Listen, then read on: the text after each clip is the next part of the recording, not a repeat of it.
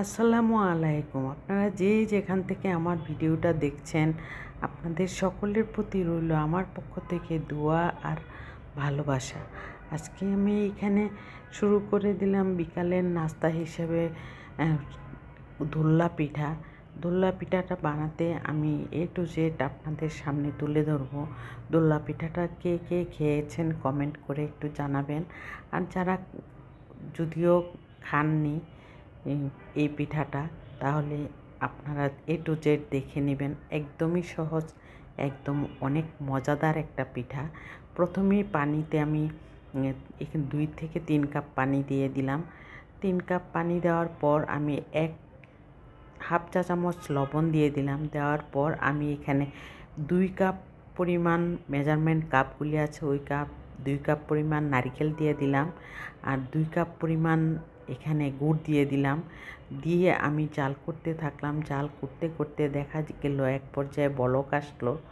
বলক আসার পর তখন আমি চালের গুঁড়াটা, ভিজা চালের গুঁড়া, ভিজা চালের গুঁড়াটা আমি দিয়ে নেড়ে চেড়ে আমি ঢেকে রেখে দিব প্রায় 10 থেকে 15 মিনিট, যাতে এই পিঠাটা একদম স্মুথলি বানানো যায়। আর এই গরম গরম গরম বানাতে হবে এই পিঠাটা।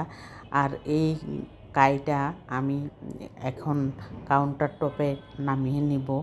কাউন্টার টপে নামিয়ে নিয়ে গরম গরম কিন্তু একদম ধরা যায় না, এরকম অবস্থা হয়ে থাকে। আর এটা ঢালার পর আমি যখন গরম গরম করতে হবে, সেই ব্যবস্থাটা তো নিজেদের মাথা থেকেই আনতে হবে, যে কিভাবে হলে এটাকে আমি তাড়াতাড়ি করে নরম একটা ডো তৈরি করতে পারবো।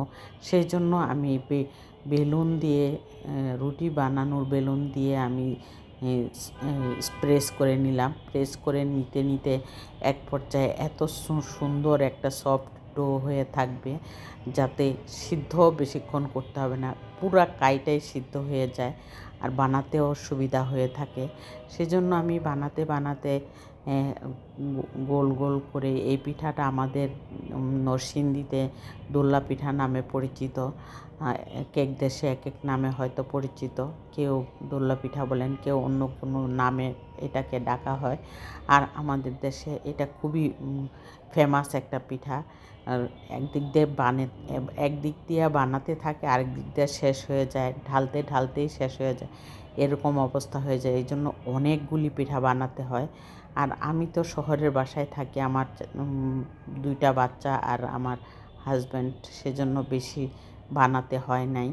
অল্প বানালেই, যেটুকু বানিয়েছি সেইটুকুতেই আমাদের হয়ে যাবে। আর সেই জন্যই আমি এই পরিমাণটা কমেই বানিয়েছি। আমাদের দেশের তো অনেক বানিয়ে থাকে, একদম বড় একটা হাঁড়িতে এটা রান্না করা হয়, মেরা পিঠা আর এই দোল্লা পিঠা। আর এখন আমি হয়ে আসছে প্রায়, সেজন্য আমি এখানে একটা শাসলিকের কাঠি দিয়ে একটু দেখে নিলাম সিদ্ধ ভিতর থেকে কোনো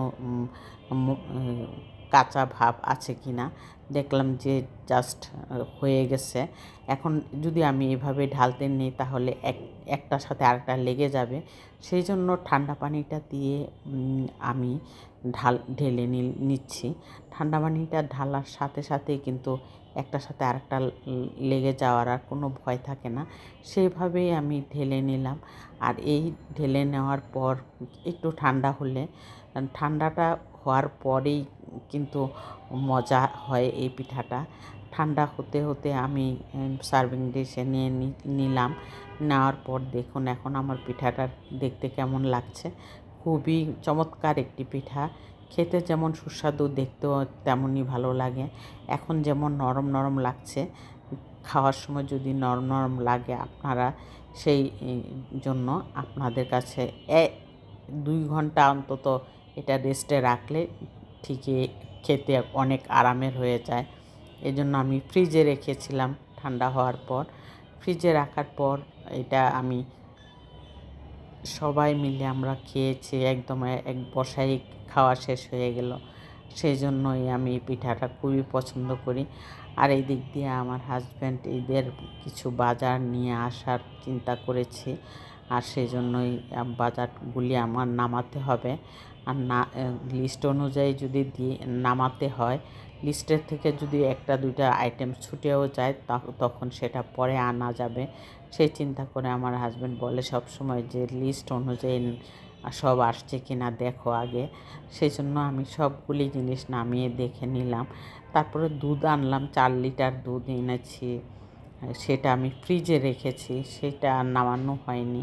আর রাতের খাবারের জন্য আমি রান্না করলাম এখানে ডাঁটা দিয়ে, চিংড়ি মাছ দিয়ে, কাঁঠালের বিচি দিয়ে, পালং শাক রান্না করলাম চিংড়ি মাছ দিয়ে, আর ডাল রান্না করলাম আম দিয়ে। সেই জন্যই রাতের খাবারটা খুবই সুন্দর হয়েছে।